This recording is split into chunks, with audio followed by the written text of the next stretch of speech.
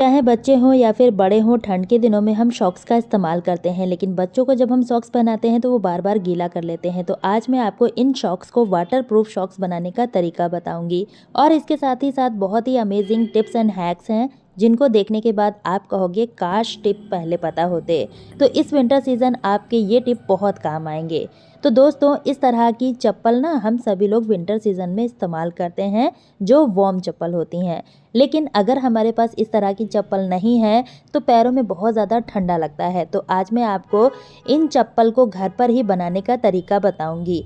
तो इसके लिए देखिए, मेरे पास ये चप्पल पड़ी हुई हैं और इन्हीं से मैं आपको वार्म चप्पल बनाना बताऊंगी। लेकिन शर्त इतनी है कि जो चप्पल है ना, वो आगे से खुली हुई होनी चाहिए। अंगूठे वाली चप्पल हमें यहाँ पर इस्तेमाल नहीं करनी है। तो यहाँ देखिए, मैंने पजामे की जो नीचे के साइड लेग पार्ट होता है वो मैंने कट कर लिया है। आप स्वेटर का भी यहाँ पर इस्तेमाल कर सकते हैं। अब इसको हमें सीधा कर लेना है और उसके बाद हम इसको यूज़ कैसे करेंगे वो भी मैं आपको बताऊंगी। बिना काटे, बिना किसी झंझट के बहुत ही आसानी से हम इसको घर पर ही बना के तैयार कर सकते हैं, वो भी बेकार चप्पल के इस्तेमाल से। यहाँ पर आप कोई पुरानी या फिर बेकार चप्पल का भी यूज़ कर सकते हैं। मेरे पास यही पड़ी थी तो मैं इसी से आपको बनाना बताऊंगी।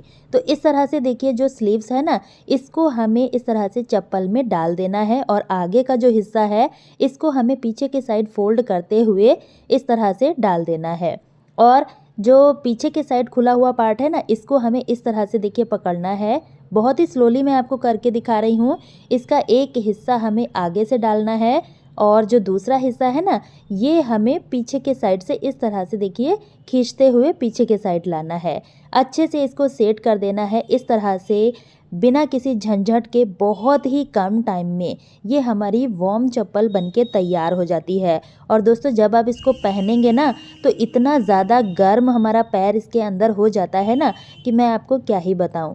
अब देखिए, ये बन के तैयार हो चुका है। पीछे के साइड से आप कपड़े में सिलाई कर दीजिएगा ताकि बिल्कुल भी ये नहीं खुलेगा, या फिर आप स्टबल का भी इस्तेमाल कर सकते हैं। सेम तरह से दूसरी चप्पल में भी हमें इस तरह से इसको बना लेना है।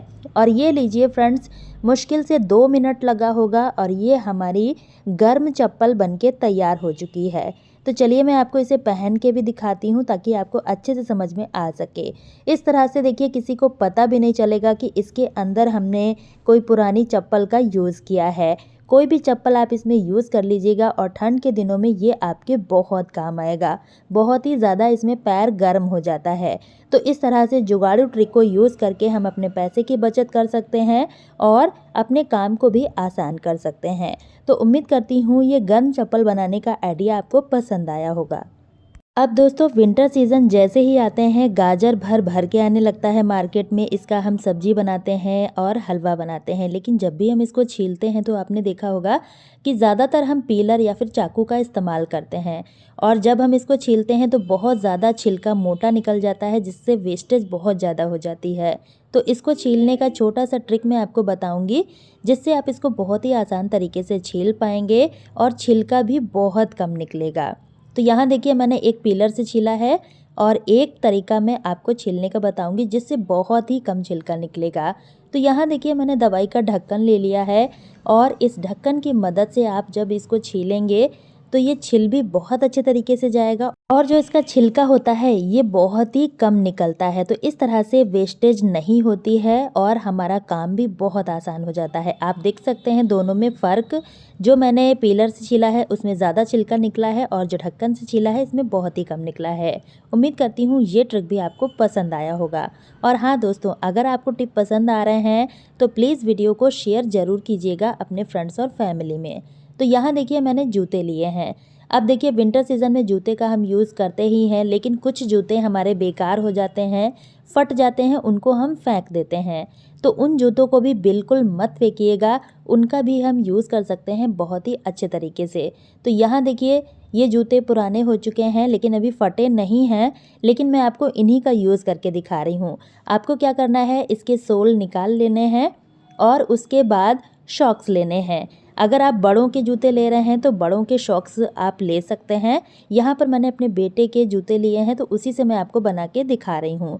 तो इस तरह से देखिए सॉक्स के अंदर हमें इस जूते के सोल को डाल देना है। बहुत ही अच्छे तरीके से ये फिक्स हो जाता है और बहुत ही कम टाइम में बन के तैयार हो जाता है और इतना ज़्यादा यूज़फुल रहेगा ठंड के दिनों में कि आप इसको जब बनाएंगे यूज़ करेंगे तो आप भी हैरान रह जाएंगे और सोचेंगे कि हम पुराने जूतों को क्यों फेंकते थे। तो अब देखिए मैंने सोल को इसके अंदर डाल दिया है। अब आप क्या कीजिए, इस तरह से देखिए बच्चों को या फिर बड़ों को जिसके लिए आप बना रहे हैं उनको आप पहना दीजिए।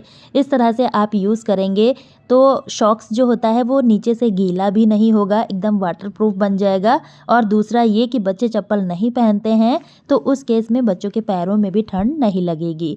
तो इस तरह से आप पुराने जूते के सोल का इस्तेमाल करके अपने सॉक्स को वाटरप्रूफ बना सकते हैं। है ना फ्रेंड्स, बहुत ही कमाल का आइडिया, छोटा सा ट्रिक है लेकिन बहुत ही काम का है। तो उम्मीद करती हूँ ये वाला ट्रिक भी ठंड के दिनों में बहुत काम आएगा। यहाँ देखिए फ्रेंड्स, मैंने ले ली है शर्ट। अब होता क्या है कि ठंड के दिनों में धूप बहुत कम आती है। ऐसे में अगर हम कपड़ों को बार बार धोते हैं, इनको सुखाना बहुत ही मुश्किल हो जाता है। लेकिन अगर कपड़े गंदे हो चुके हैं, खासकर जो शर्ट होता है इसका कॉलर, तो इसको हम बिना धोए कैसे कुछ दिन और चला सकते हैं वो ट्रिक मैं आपको बताऊंगी।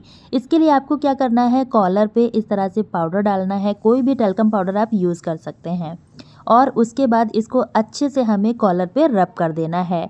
उसके बाद आप इस पर थोड़ा सा आयरन गर्म करके चला दीजिए।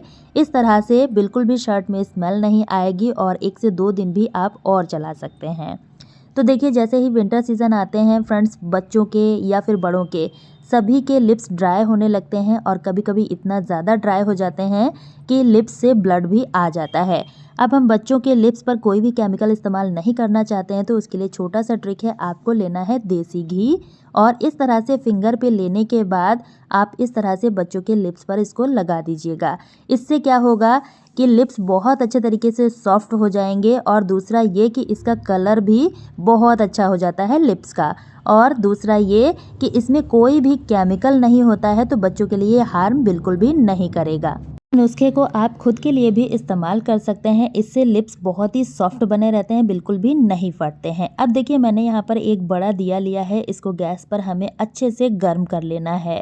इतना गर्म करना है कि दिया बहुत अच्छे तरीके से गर्म हो जाए। अब इस दिए को हम यूज़ कैसे करेंगे चलिए देख लेते हैं। तो यहाँ देखिए दिया अच्छे से गर्म हो गया है, धुआं उठने लगा है। इसको हमें एक बर्तन में डालकर इसमें डाल देना है थोड़ा सा अजवाइन और थोड़ा सा हल्दी, इसी में डालकर अच्छे से इसको हमें भूनना है। आप देख ही सकते हैं कितना अच्छे तरीके से धुआं उठने लगा है। अब इसका यूज़ हम कहाँ पर लेंगे चलिए देखते हैं। तो दोस्तों ये हमारी बहुत ही पावरफुल रेमेडी बनके तैयार हो जाती है। देखिए यहाँ पर मैंने लिया है थोड़ा सा दूध। अब इसको हमें इसी में डाल देना है और थोड़ी देर के लिए इसमें हमें छोड़ देना है और इसको बढ़िया से हमें मिक्स करते रहना है। अगर आप ऐसे ही पी सकते हैं तो आप इसको ऐसे ही ले लीजिएगा। अगर आपको ऐसे नहीं पसंद है, थोड़ा सा मीठा ऐड करना है, तो आप यहाँ पर थोड़ी सी गुड़ या फिर शहद का इस्तेमाल कर सकते हैं। मैंने यहाँ पर 1 चम्मच शहद इसमें डाल दिया है। अच्छे से मिक्स कर देना है। ये दूध इतना ज़्यादा पावरफुल है कि जब आप इसको पिएंगे तो आपको खुद एहसास होगा कि कितना ज़्यादा ये पावरफुल है। अब देखिए इसको हमें छान लेना है और उसके बाद आप इसको पी लीजिएगा। इससे आपके जोड़ों के दर्द में आराम मिलेगा, आपको सर्दी नहीं लगेगी। इतना ज़्यादा ये पावरफुल दूध है। तो इस तरह से आप इसको विंटर सीज़न में ज़रूर इस्तेमाल करके देखिएगा, क्योंकि जैसे ही विंटर सीज़न आते हैं जोड़ों का दर्द और सर्दी बहुत जल्दी से लग जाती है। तो उम्मीद करती हूँ आज का वीडियो आपके लिए हेल्पफुल रहा होगा। और दोस्तों आप इस वीडियो को कहाँ से देख रहे हैं कमेंट बॉक्स में ज़रूर बताएं, ताकि हमें भी पता चल सके हमारी वीडियो कहाँ कहाँ से देखी जा रही है। फिर मिलती हूँ एक न्यू वीडियो के साथ, तब तक के लिए bye friends and thanks for watching.